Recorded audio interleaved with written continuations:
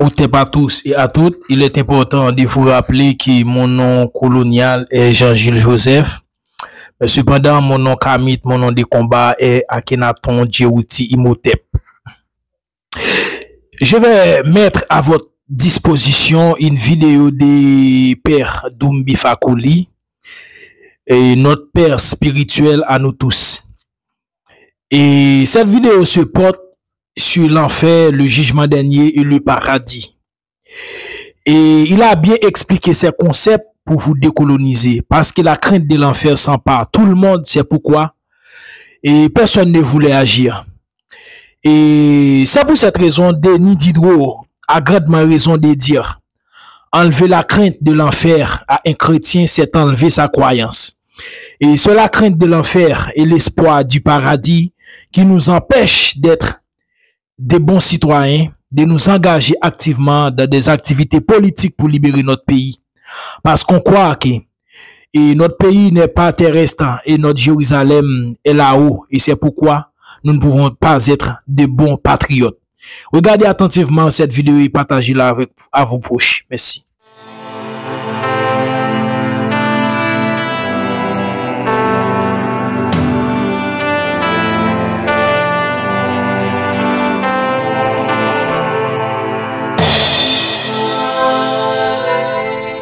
Ce qui est en haut est comme ce qui est en bas, disent nos vénérables ancêtres, pour signifier que le monde visible et le monde invisible sont imbriqués l'un dans l'autre.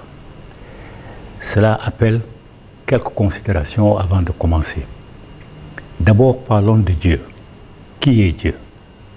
Pour nos ancêtres, Dieu était une petite étincelle, plus petite que la graine de peau, disent les Dogons, c'est-à-dire plus petite que la graine de fouillon, qui a grandi dans nous et à force de vibration a fini par atteindre le maximum de vibration, a donc fait exploser nous pour s'expectorer et commencer à créer le monde. Donc il est sorti d'une graine plus petite que la graine de peau à devenir la force vitale, l'énergie cosmique, à partir de laquelle il a commencé à se distribuer pour créer tout ce qui est naturel et qui existe dans le monde. Donc les plantes, les animaux, les minéraux et l'être humain. L'être humain étant la dernière et la plus perfectionnée de ces créatures. Ce qui nous amène donc à parler aussi de la composition de l'être humain. L'être humain est composé d'un corps physique et d'un corps spirituel. Son corps physique projette une ombre qui s'appelle l'ombre.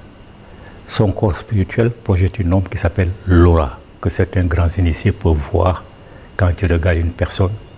La couleur de l'aura peut leur dire si la personne est bonne ou mauvaise, si elle est en bonne santé ou si elle est en mauvaise santé.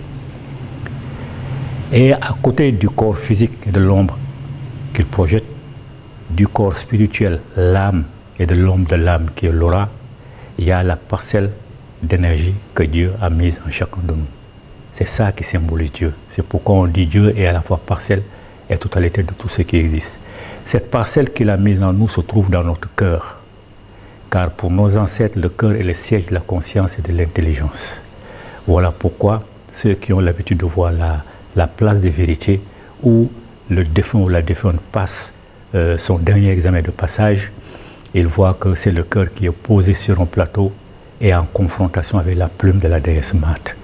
Parce que c'est le cœur qui produit les pensées, c'est le cœur qui produit les paroles, c'est le cœur qui produit les actes et le cerveau ne fait qu'exécuter. Maintenant, quand survient la mort, qu'est-ce qui se passe? Quand survient la mort, le corps physique est enterré, il disparaît avec l'ombre, l'âme et son ombre, l'aura, disparaissent dans le monde invisible, disparaissent dans l'énergie cosmique, mais il reste la parcelle de Dieu qui symbolise l'être humain. Cette parcelle de Dieu est éternelle. Cette parcelle de Dieu hésite entre le monde physique et le monde invisible pendant un certain nombre de jours. Voilà pourquoi dans des civilisations, dans les variétés de la civilisation négro-africaine comme au Sénégal, au Mali, en Guinée, etc., il y a le sacrifice du 3e jour pour le défunt, 4e jour pour la défunte, 7e jour pour les deux, Et 40e jour, les derniers sacrifices et les dernières offrandes pour tous les deux. Parce que jusqu'à ce jour-là, la personne pense qu'elle est encore dans ce monde. Elle voit tout ce qui se passe dans sa maison, mais elle ne peut pas intervenir. Mais au bout du 40e jour, elle sait que c'est terminé, son séjour dans ce monde physique doit être remplacé par son séjour dans le monde invisible. Les Bamana appellent ça Soma Yalama, c'est-à-dire changement de domicile. Alors quand elle change de domicile au bout de ce 40e jour, la personne s'auto-juge. Ce n'est pas quelqu'un qui va venir lui dire tu as fait ceci, tu as fait cela. C'est la personne elle-même qui passe en revue toutes les pensées qu'elle a dites, toutes les actions qu'elle a posées, toutes les paroles qu'elle a prononcées, et elle sait automatiquement là où il y a l'erreur. Et là, ce qu'il doit corriger, parce qu'il doit revenir, parce qu'il voit là où elle est des lumières plus brillantes qu'elle-même, des lumières moins brillantes qu'elle-même. Elle sait qu'elle doit progresser parce que c'est là automatiquement qu'elle prend conscience de là d'où elle vient. Elle est une parcelle de Dieu et elle aspire à rejoindre cette divinité-là, d'où la réincarnation. Alors, je dis aux musulmans, aux chrétiens, etc., à tous ceux qui ont tourné le dos à l'enseignement de nos ancêtres, que ce 40e jour-là, la personne voit toutes les erreurs qu'elle a commises. Les musulmans, les chrétiens qui ont forcé leur famille à suivre leur idéologie d'emprunt savent les erreurs qu'ils ont commises et aspirent à venir les corriger dans une famille dont elles pensent que ceux qu'ils ont laissés derrière eux ont au moins compris et ont commencé à corriger le tir. Toujours est-il que la réincarnation, c'est ça qui est à la base de notre société. On se réincarne autant de fois qu'il est possible pour pouvoir nettoyer complètement la parcelle que Dieu a mise en nous et que nous avons salie par nos pensées, par nos actes et par nos paroles. Maintenant, la réincarnation, elle a deux sorts. Soit elle est rompue, soit elle va jusqu'au bouclage du cycle. La rupture est plus facile, parce qu'il est plus facile de faire le mal, de penser le mal, de dire le mal, de commettre des actes irréparables. Dans ce cas, la parcelle que Dieu a mise en nous est tellement sale que nous perdons le statut d'ancêtre méritant. Nous ne pouvons plus nous réincarner. Et là, nous subissons ce que nos ancêtres appellent la seconde mort. On disparaît dans le plan physique, on disparaît dans le plan invisible. Personne ne peut nous invoquer en tant qu'ancêtre. On a disparu complètement. Le bouclage de la réincarnation, c'est lorsque, avec des centaines de réincarnations, on a réussi à purifier notre être véritable. Ça y est, la parcelle que Dieu a mise en nous. Les bouddhistes qui ont le mieux copié chez nous disent que Bouddha s'est réincarné plus de 500 fois avant de rejoindre le nirvana, c'est-à-dire le paradis. Donc la réincarnation, elle est longue. Elle est longue, elle est longue. Quand on boucle le cycle, là, ceux qui ont eu l'occasion de voir également l'image de la place de la vérité, voient le défunt ou la défunte en face de la déesse Mate et en face de toutes les divinités justifiées, de toutes les divinités justifiées, de toutes les âmes justifiées en face d'elle, et elle passe maintenant son dernier jugement, son dernier auto-jugement. Son cœur affronte la plume de la déesse Mate.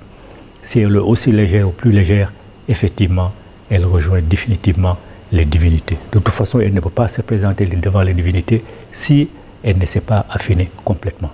C'est ça le paradis chez nous. Le paradis, comme l'appellent nos ancêtres, c'est le retour fusionnel en Dieu. La parcelle que Dieu a mise en nous est tellement pure et purifiée, on n'a plus besoin de se réincarner. Maintenant, pourquoi la confusion? L'enfer, le jugement dernier et le paradis. Quand les Hébreux sont venus au cours de la 12e dynastie, dans les années 2000 avant Jésus-Christ, ils ont trouvé que nos ancêtres avaient déjà terminé d'élaborer ces concepts. Parce que ces concepts, jugement dernier, paradis, enfer, sont des concepts élaborés par nos ancêtres, bien avant même l'invention du calendrier en 4200 et de poussière. Bien avant même. Et quand les Hébreux sont venus, ils ont commencé à apprendre chez nous.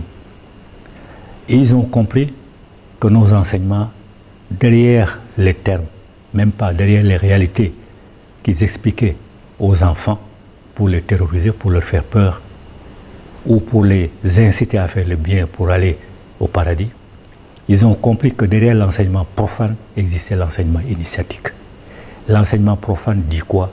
Que l'enfer, c'est un endroit où on ne sert que de l'eau en fusion, que les planches des maisons sont en feu, les plafonds sont en feu, tout est en feu. C'est ça l'enseignement profane destiné aux enfants pour leur faire peur. Et que de l'autre côté maintenant, quand on réussit à faire le bien, on va dans les jardins qu'ils appellent le champ des souchets, où on a tous les conforts possibles. Donc, mais les Hébreux, qui sont un peu plus versés dans la spiritualité, ont compris que derrière ces réalités-là, il y a d'autres réalités qu'ils ne peuvent pas percevoir, simplement parce qu'ils n'étaient pas circoncis. Et quand on n'est pas circoncis jusqu'à aujourd'hui, on ne rentre pas dans les centres initiatiques. Donc ils ne pouvaient pas percevoir la vérité. Et eux, les Hébreux et les Juifs, ne croient pas du tout en enfer parce qu'ils savent que ce n'est pas vrai. Ce sont les chrétiens, les autres Juifs qui sont convertis dans le christianisme, qui ont cru effectivement en l'enfer. Et à la réincarnation, ils y croyaient aussi, mais au concile de Nicée en 325, ils ont balayé la réincarnation pour qu'on ne voit pas l'influence de l'Égypte et ils l'ont remplacé par le purgatoire. Le purgatoire, c'est un endroit où les âmes salies subissent une certaine punition avant de pouvoir rejoindre le paradis. Donc, eux, ils ont écarté la réincarnation où la punition, entre guillemets, se fait dans le monde terrestre lorsqu'on se réincarne. Donc les Juifs, eux, ne croient pas du tout en l'enfer. Ce sont les chrétiens et les musulmans qui croient en l'enfer. Et qui croient également au paradis, où il y a des jardins, où il y a les houris que l'on offre aux hommes, etc., etc. Mais pour nos ancêtres, quand tu vas dans le centre initiatique, tu es circoncis, on t'explique que l'enfer ne peut pas exister. Parce que ce que Dieu a mis en nous, sa parcelle, elle est purement énergétique. Elle est pure comme Dieu, elle est énergie comme Dieu. Et une fois qu'elle a quitté le corps physique pour aller dans le monde invisible, elle ne connaît aucun besoin physiologique. Elle n'a jamais faim, il n'a jamais soif, etc. D'ailleurs, personne n'a jamais vu nos ancêtres chercher un feu de bois pour se réchauffer, chercher l'ombre d'un baobab pour se mettre à l'abri, chasser pour manger, chercher l'eau, une source d'eau pour boire ou s'accoupler. Personne n'a jamais vu ça. Parce que de l'autre côté, aucun besoin physiologique n'existe. Mais l'émotion existe. Voilà pourquoi on se réincarne, tout simplement pour corriger nos défauts. L'émotion existe, elle. Donc, à partir du moment où aucun besoin physiologique n'existe de l'autre côté, à partir du moment où le corps physique n'est pas reconstitué, il est évident que l'enfer ne peut pas exister. Il est évident que personne ne peut brûler l'enfer là-bas. Donc l'enfer pour nos ancêtres, c'est seulement ce que j'ai dit en premier lieu, la seconde mort. On meurt sur le plan physique, on meurt sur le plan spirituel, on ne se réincarne plus, on n'a plus la qualité d'ancêtre méritant et personne ne peut nous évoquer pour demander une aide quelconque. Et le retour maintenant fusionnel en Dieu, c'est ça le paradis. Quand on a réussi à purifier ce que Dieu a mis en nous et que nous avons sali, là maintenant nous nous approchons de plus en plus de lui, ayant atteint la pureté originelle comme lui, on retourne en son sein, on ne se réincarne plus. C'est ça justement le paradis chez nous, le retour fusionnel en Dieu. Quant au jugement dernier, d'ailleurs ceux qui parlent du jugement dernier sous-entendent qu'il y a eu plusieurs jugements. Or pour eux, dès que tu meurs, tu es jugé avec l'assistance de Mahomet ou l'assistance de Jésus-Christ ou l'assistance de je ne sais plus qui. Donc dès que tu meurs, tu es jugé. Ce qui est donc en contradiction avec le jugement dernier. Alors que le jugement dernier chez nous, c'est le passage à la place de vérité. L'être humain a tellement purifié l'énergie que Dieu a mise en elle, l'a complètement purifiée et n'a plus besoin de se réincarner. Voilà les trois réalités que l'on apprend lorsque on rentre en initiation après être circoncis. Comme les autres n'étaient pas circoncis, ils ne pouvaient pas être admis dans nos centres initiatiques. Alors ils ont pris les enseignements donnés aux enfants pour de l'argent comptant et c'est avec ça qu'ils terrorisent les gens. Il faut donc que notre communauté comprenne que l'enfer n'existe pas, qu'aucun Dieu n'est capable de l'amener en enfer parce que ce ne sont pas les autres dieux qui ont conçu l'enfer, ils n'en connaissent pas l'endroit, ils ne savent pas comment faire pour y aller. Donc qu'elle arrête avec ces balivernes-là. Maintenant, il y a une précision qu'il faut dire. Je disais que Abraham est venu pendant la 12e dynastie, dans les 2000 comme ça, avant Jésus-Christ. Quand Abraham est venu, ces concepts avaient déjà été arrêtés. Jugement dernier, paradis, enfer. Et Abraham a eu son fils Ismaël en Égypte pendant son séjour. Ismaël dont les Arabes se réclament comme leur ancêtre. Donc Ismaël qui est l'ancêtre des Arabes.